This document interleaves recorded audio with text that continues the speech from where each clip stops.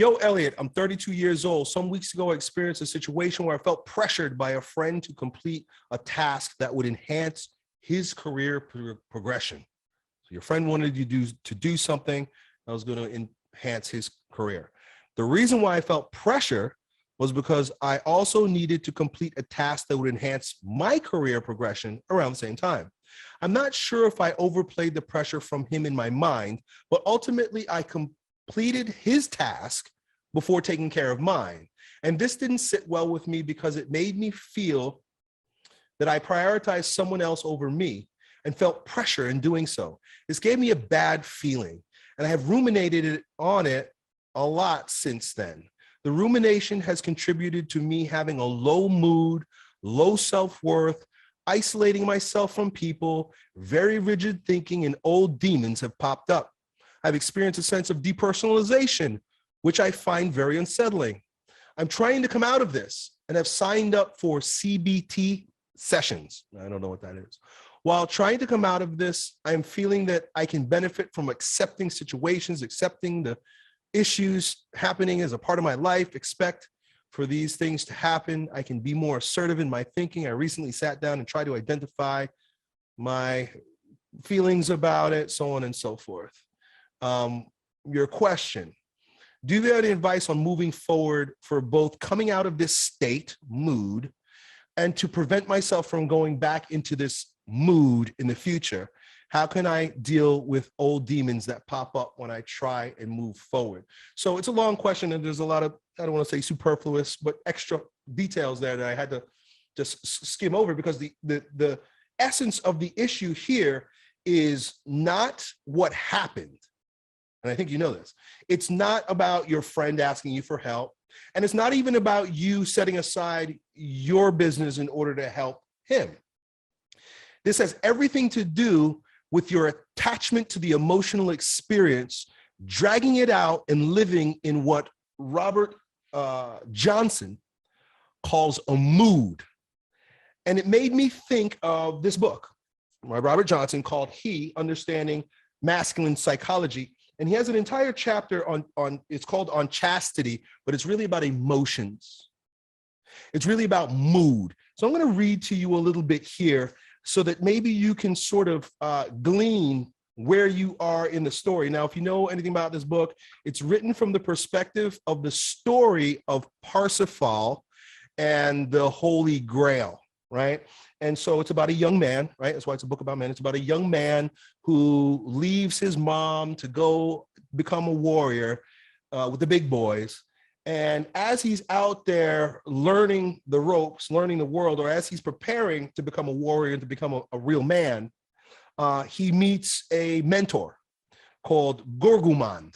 Gorgumand is like his Yo Elliot in a way, right? He comes to him for advice, and he gives him things to think about and ways to be as he's journeying on his life. And so he says here in the book, I'm just gonna read straight from the book, Gorgumand's instruction, he gives this instruction to Parsifal. He says, never seduce a fair maiden or be seduced by her. He says it's such a profound importance in our story that it's worthy a chapter of its own right. So this entire chapter is on that piece of advice. Never seduce a fair maiden or be seduced by her. What does that mean? It's important to remember that we're studying a myth such as this as we would a dream, and many of the same laws apply. A dream is almost entirely an inner matter, and every part of a dream is to be construed as a part of the dreamer, right? So this is about you. Remember, if a man dreams of a fair damsel, it is almost certain that his own feminine inner capacity is being addressed. So what Gorgumand is talking about is the maiden within, the female within, right? The effeminate aspect of the man, the female aspect of a man overtaking his rationale. He says it's only too easy to literalize such a dream figure and explain it as one's sexual interest or a comment on one's current girlfriend. If one makes this error, the true depth of the dream has been lost. So also in myth. If we take Gorgumand's instruction in a literal sense, we'll have little but a caricature of medieval chivalry before us. What is this inner femininity which Parsifal is to stay aloof from? It is all the softness of femininity that is so valuable to in an inner sense, but that would vitiate him if he mistook it and lived it in an outer sense. So in other words, what he's saying is that the inner damsel, the inner maiden, the inner woman, the inner feminine needs to be addressed, and needs to be dealt with as an inner phenomenon, because if it's then addressed outwardly or it's expressed outwardly, then it's going to lead to, it says it will vitiate him. I'm not even sure what that word means, but it doesn't sound very good. If he starts to live out his inner feminine, it's going to be a problem for him. So we deal with the issue on the inside. Mood and feeling. Feeling is the ability to value, right? So you feel something, it's the ability to value. I guess you have to value something either in a good or a bad way to feel something about it, right? If I value my dog and he gets hit by a car, it's going to hurt me, my feelings, right? Or if I love my wife and, or my child and I'm proud of her because she's doing a great thing, I have a feeling. So it's about what you value. He says, though, mood is being overtaken or possessed by the inner feminine. To feel is the sublime act of having a value structure and a sense of meaning, where one belongs, where one's allegiance is, where one's roots are. So what you value. To mood, we are already in a difficulty since there's no adequate term for being caught up in a mood. He goes on to say, to mood is to be in the grips of the feminine part of our nature, to be overwhelmed by irrational elements that play havoc with a man's outer life. The feminine side of a man is to connect him with the depths of his inner being and to make a bridge to his deeper self. Often a man has to make the choice between feeling and mood. If he's engaging in one of these, there's no room for the other. A mood prohibits true feeling, even though a mood may disappear to a feeling, so on and so forth. I don't know if that was helpful, but let me see if I can extrapolate and explain. You had an experience and it was associated with something that you value, right? You value your time, you value your career.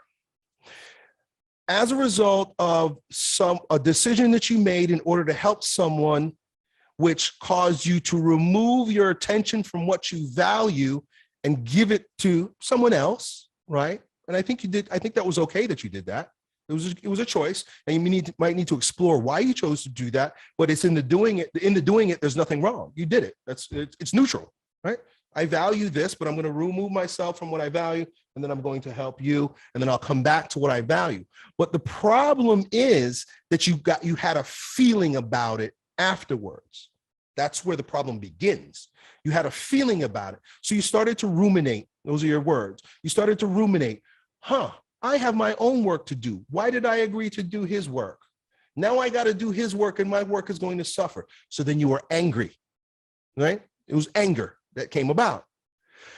Nothing wrong with feeling, as he says in this book. It's because you value something.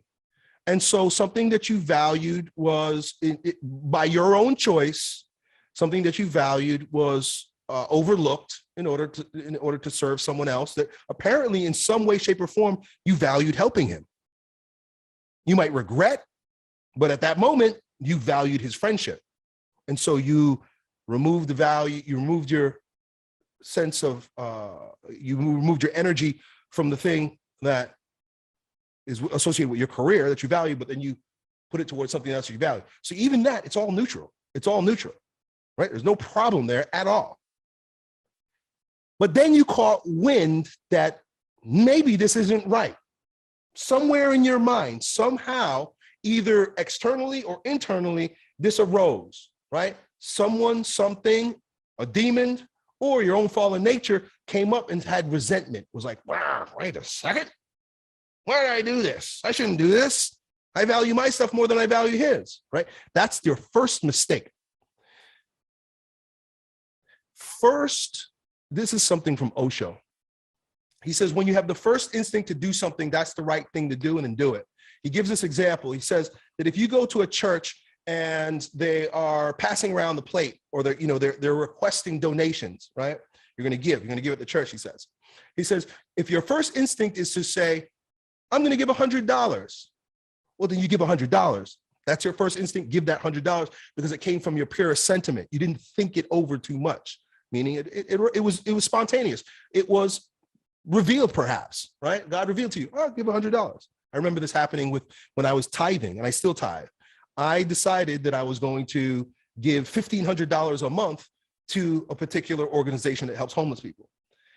And that was my first instinct, was just give it to them, right? As was with you, and as with somebody who's being solicited. But then you go, wait a second. No, I'm not going to give $100. I'll give 50. Yeah, that's more reasonable. I'll just give 50. Then you think it over a little bit more. The plate's coming around. It's taking a long time, and you're ruminating. You're like, well, you know what? $50 is a lot. You know what? I'm going to give 20. I'm going to give 20. So essentially, you jumped in with 2 feet because you had pure intentions, and it may have been the right thing for you to do, but then you started hesitating. I remember I did that with the $1,500 because that was a big chunk for me to be able to give to a charity, essentially. I'm just giving it away. And I remember doing that too, like 15, I did it. And then it started, being a monthly thing. And then I'm like, I don't know, man, that's a lot of money. Should I keep doing it? Then I remembered this advice. Hey, don't go back. Don't go back. Especially when it comes to giving somebody something, charity, and your first instinct about it is usually right?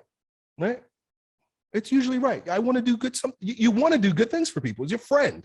You want to do good for people who are homeless. You want to give to your church. It's okay. That's not a bad thing. It's not like you're feeding into some vice. It's charity. You're basically being charitable. You're being loving. But then you get stingy with your love by thinking about it too much rather than just going through with it. So that was your first problem, is that you second guessed yourself. You were okay. You could handle it. You wouldn't have decided to do it if you couldn't do it. Right? Unless there was something else in it and it was a disordered emotion like guilt or fear that caused you to do it. But I'm going to assume that wasn't the case. I'm going to assume that it was the charity of your heart. You wanted to give to him. That was your first mistake, was then going back. Your second mistake was to allow yourself to be trapped in a mood. Like he says here, to feel is fine. To mood is to be attached. And so a man gets into a mood when he feels something and will not stop feeling it. He even says in this book, it's a great book. I really didn't do it justice with the little piece that I read right there. There's a lot of context that's missing. He even says that women handle this better than men. And that's why men shouldn't even let it out. Don't even let your inner feminine make its way out, because you're not going to know how to deal with it. Women, because they live on their feminine on the outside, they know how to deal with moods better. And I know this from my own experience and my wife. When I was a beta male, I would get into moods. My wife don't get in moods. She has emotions, but then she lets it go. And he says this in the book. He says, women know how to handle emotions better because from the time they're children, they're so used to being overwhelmed by it that they learn how to manage it. They learn how to manage it by not getting trapped in a mood. So a little girl, and I even remember my wife telling me when she was little, she used to get she would have like panic attacks or something when she was, maybe like 10, 11, 12 years old. She would get panic attacks. She would be very attached to things because she lived in kind of a chaotic home. And so as a little girl, she started to become familiar with, okay, these are emotions that are coming. I don't like these emotions. I recognize them, but I'm not going to hold on to them. I'm going to let them go. And she practiced that. I know she practiced that as a child, because even as we started to date and we were all through high school and college, there were times where we would get into little scuffles and she would be quicker than me to forgive and forget. She's very logical. She even explained to me, she's like, well, I've learned how not to hold on to things. Me, here I am being a beta male in a mood. Well, I'm pouting and I can't seem to shake it because I identified with the emotion. I let it out. This is another reason why even in that passage that I wrote, he says Gargamon basically is telling him, be careful about letting out your emotions. Be careful with identifying with your emotions. Keep that on the inside. Keep your effeminacy down on the inside. Okay, I had this feeling, but am I going to take it on? Am I going to believe it? Am I going to identify with it? Am I going to carry it around, or I'm going to let it be like a cloud over my head? No, That is very effeminate. And essentially what he's saying in the book is that you're being a bitch, right? Or you're being a girl. You're acting like a little girl, right? And he goes on, he says, even a little girl knows better than to do that. And it goes both ways too. He also goes on to explain how you do this. And Alexander Lowen does a great job of explaining this also in his book, Depression in the Body. He goes on to say that it goes both ways. Men who become passionate about things are caught in a mood too. Have you, and he gives an example in the book, he says, and I ask you if you ever had this example, or if you've had this kind of experience, where there's something that's going to be, you're going to be going to a party, or you're going to be meeting up with some friends, or something is looming, exciting that's on its way. And for a week ahead of time, you're like giddy about it. You're excited about it. You can't wait. And people are asking you, are you excited about it? It's coming. And you're like, yeah, I'm so excited. Oh, I can't wait. He says, be careful. Be careful, because elation leads to depression. In the same way that you're attached to anger isn't a depressive spirit. Anger is an aggressive spirit. But to the degree that you allow yourself to go aggressive or extroverted or excited or get too inflated or get too big, get too passionate, to the degree that your collapse is going to be experienced, and you're going to be in a depressive mood. You're going to be beat down, sad. I've had this bipolar experience before in my life where I'm so excited about something. I think I even remember it like vaguely with Christmas time. And when you have kids, you'll start to notice it also.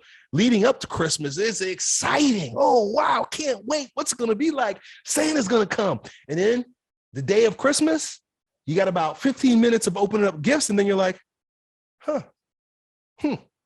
right, well, that was anticlimactic. That wasn't what it was all cracked to be, what I made it out to be in my mind. And it's what you're doing too. You're making something to be in your mind something more than it is. It isn't. It isn't what you think it is, but you've attached to this imaginary, this imagination about it. And now you're carrying a mood around based on an imagination, just like the kid that walks around carrying around the passion and the excitement associated with the imagination of Christmas coming. Christmas is not even here. Christmas might not even come, but you're walking around in the mood associated with it, and it feels good. That's effeminate too. So you got to be cautious about it in both ways. You, my friend here, you made two mistakes. Number one, like I said, you went back on your word and you felt guilty and remorseful and angry about it. Okay, you could stop that, right? You did the right thing. It's okay. You're not going to fall backwards. You only think that this will take away from you. You only think that by giving something to somebody else is going to take away from you if you come from a lack mentality. That's not an abundant mindset. You want to have an abundant mindset, right? So that's where you went wrong first. You got fearful that there wasn't enough. Then you allowed yourself to get this mood to hang over you. You says it contributed to a low mood, low self-worth, isolating myself from people. You became depressed. You did it. It's your fault. And so your question, he says, do you have any advice moving forward for both coming out of this state and prevent myself from going back into the state in the future? And also, how do I deal with old demons that pop up when I try to move forward? To deal with this state, first of all, is to recognize that you made it up as a bad issue. There's nothing wrong with what you did. You'll be fine. You do your friend's task. You completed your friend's task, but were you not able to do your task? Has the deadline for your task passed? Is there no way now? Is the resources of time and energy and everything that it takes to complete these tasks gone? Is it done? Is it done for you? Are you proceeding from that type of a lack mentality in your life? Or it's really not that big a deal. You were charitable towards your friend. It's a good thing. Don't take too much pride in it, because that's another problem, right? Look at me, I help people. Look at me, I help people. That's a mood too. Because then when somebody rejects your help, oh man, right? But it was charitable. It was righteous. It was selfless, and that's okay. To give your friend, you don't lose anything as a result. It doesn't seem like you've lost anything. I haven't heard that you've lost anything as a result. So the first thing is You have thinking errors. So you asked me how to come out of this state. Recognize that you were deluded. You were wrong. You're making wrong judgments, wrong thinking, right? You're not living in reality. You were prompted to do something good, stick with it. Stick with it fully, full-heartedly. Now, because you've retracted your good intentions towards your friend, even if you complete his task, every action is measured by the sentiment from which it proceeds. So you've dirtied your task. And hey, hang out. I don't want you to get a mood about that either, right? Don't take what I'm saying and feel guilty about it. You just need to see it what it is. Why? So you don't do it again. Coming out of this state means recognizing that it's a false state. It's a fake state. You made it up. And you know the beauty about things that you make up? You can unmake it.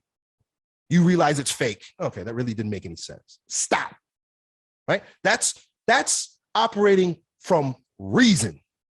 That's being logical. That's being masculine. Okay, I see my mistake. I won't do it anymore. Oh, why did I do that? Something wrong with me. That moody. You're seducing the fair maiden. You're being a bitch, right? Being a little girl. Stop it. That's the first thing.